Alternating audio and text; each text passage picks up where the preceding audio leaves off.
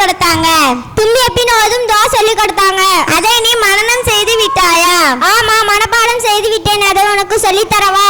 ஆமா, அவசியம் சொல்லித்தான். நானும் அதை மனப்பாடம் செய்து விடுகிறேன். ஒருவர் தும்மியர் பின் அல்ஹம்துலில்லாஹ் என்று சொல்லணும். அவரின் அருகில் இருப்பவர் அர்ஹமுக்கல்லாஹ் என்று சொல்லி அவருக்கு துஆ செய்யணும்.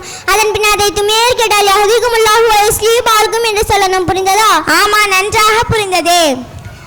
நான் தும்மிய பின் அல்ஹம்துலில்லாஹ் என்று ஏன் செய்கிறோம் தெரியுமா? எனக்கு தெரியாது, நீயே சொல்லு. நம்முடைய நுரையீரலுக்கு செல்லும் தூசி கிருமிகளை வெளியே தள்ளுவதற்காகத்தான் அல்லாஹ் தும்மலை ஏற்படுத்தியுள்ளான்.